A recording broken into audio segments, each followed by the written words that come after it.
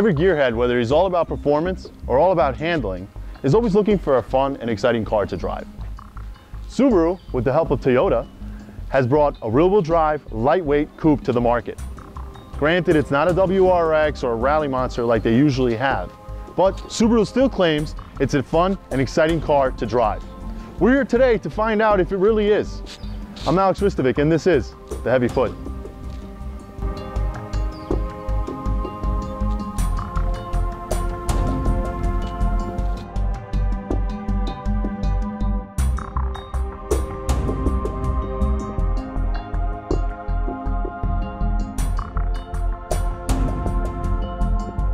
Is this the best lightweight sports car you can get?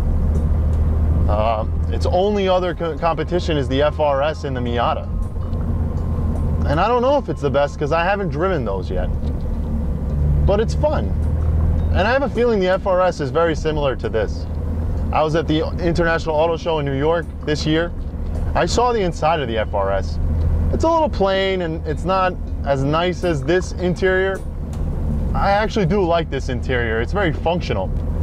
If you do know me, I'm not a Subaru guy. I don't like Subaru too much. I'm not a WRX guy, I'm more of an Evo guy. But this car, I like. I actually like this car. This car is everything you'd want in a nice little like lightweight sports car.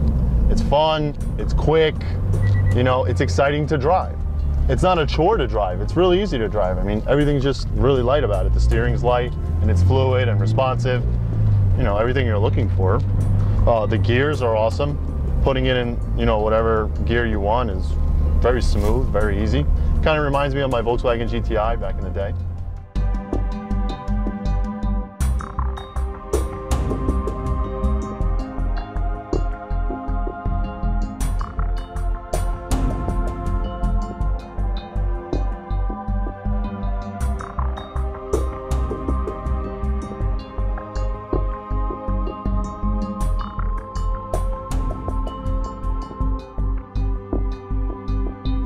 This is the premium, I believe, package you can get with this car. You know, you get these seats, you know, 2-liter, 4-cylinder, boxer engine. The boxer is awesome. It's mounted really low and further back in the car, giving it a great center of gravity, great balance to the car too. The only thing that I don't like about the car is that it only has 200 horsepower. It's something that, it's not that it sucks, it's just that you're sad that it doesn't have more, because you feel like it could be so much of a cooler car with just a little bit more horsepower. I'm saying like maybe 20 or 30 more horsepower, you know? It could be so much fun. Other than that though, it's pretty awesome. It's pretty comfortable to drive. The seats are great. They hug you, they hold you right into place. So these turns, right, I'm taking right here, they're great. They're perfect, you know? You don't move from your seat. That's what you're looking for in a sports car, you know?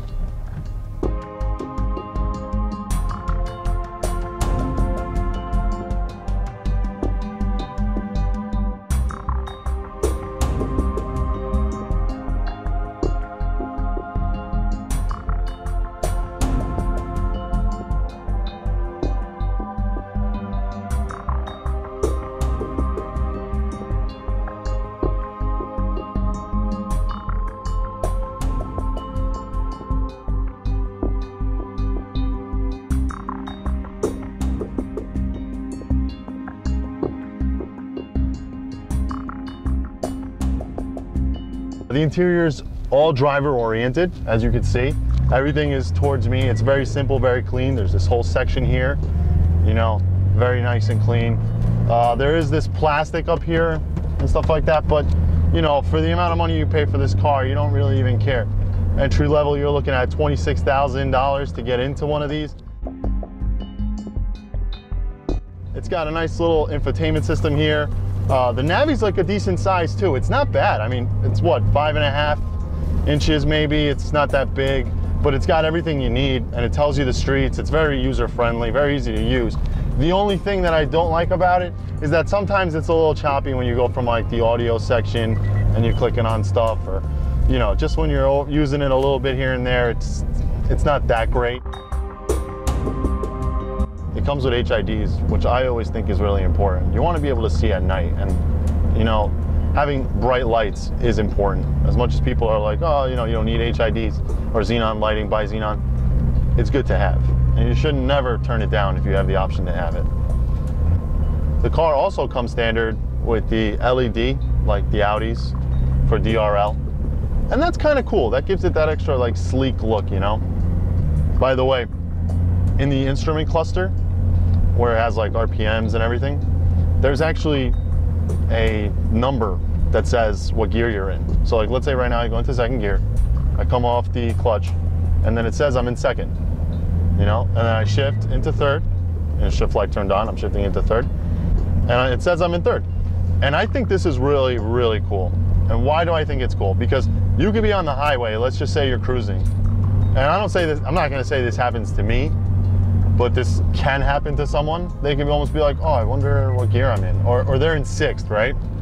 So now they're like, oh, am I in sixth or am I in fourth? Because they need to downshift right now. So they'll be like, oh, I can just go, I'm in sixth, oh, let me go right to fourth. And I think it's one of those cool features. I've been waiting for someone to do that, you know, because I like to know, I like it to show me, hey, he's in first, or hey, he's in second. When you have a car like this that's so much fun to drive, so exciting to drive, a true driver's car, you know, light steering, very direct, very well balanced, you do have a hard time coming up with things you don't like about it, especially when all the features you do want in your sports car are represented for a very good price. You have to come up with something to say, you know, I wish it just had more horsepower. I wish it just came with more power out of the factory. The engine that it comes with is good, it's nice, it gets the job done, but it just doesn't satisfy a type of person like myself that's looking for that extra kick, that extra fun that I can have even in a straight line when I'm just cruising on the highway. I think that's the only thing the car is lacking. Everything else, the car really does a great job in providing. It's going to be hard to try to top this, but I'm really hoping that Subaru comes up with an STI model that's going to have the horsepower I'm looking for and is going to still, once again, deliver that handling, that responsiveness, and that balanced feel that it achieved this time. Like I said, it's fun, it's cool, it's great. It's just missing that extra kick of power, you know? Because what happens is, after you get to past like 5,000 RPM, it starts to feel like it can't really pull the car anymore, that it's just going past 5,000 because you're forcing it to go past 5,000. All the pulling has really happened before that point.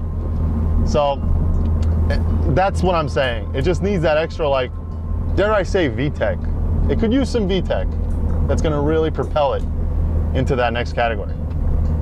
The point of this car is to be simple and to the point, and that's what you want. And it is, that's what it is.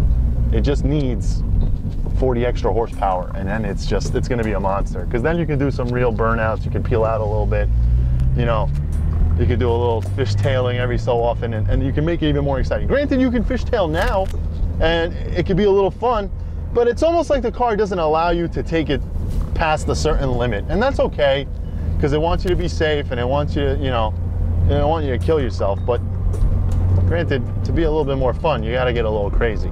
I like crazy. That's why I think more power is gonna be better.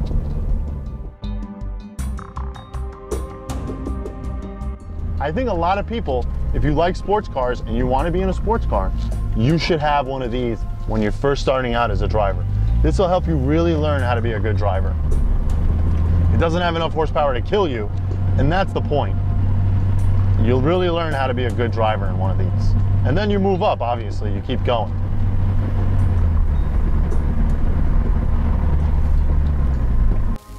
I do have to admit, when I first checked out this car and I first gave it a once over, I said to myself it wouldn't be exciting because it doesn't have the power I'm looking for, and you know, it's not going to be what I want.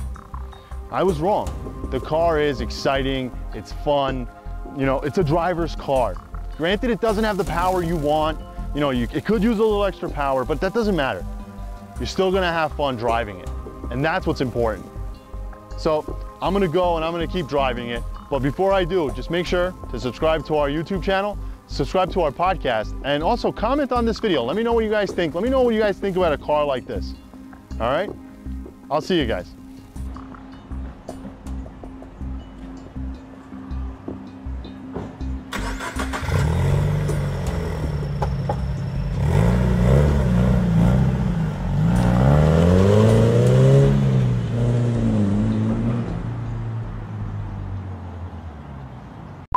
do right now, I'm gonna see how good it does launch. I have this thing set at 3,000 RPM to go off with the shift light, but, and it's been annoying since I've been doing the review. It's been a little annoying, but I don't know how to change it, so there's nothing I can do. But let's see what I can launch at. Let's see how good this thing is. That was bad. Hopefully the traction control doesn't kick in or anything like that. Let's make sure everything's off. You know, AC is off, so we can get like full power in this bad boy.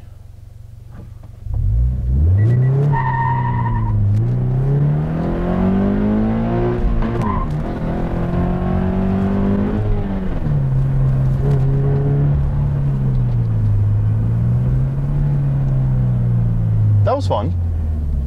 Not thrilling, but fun.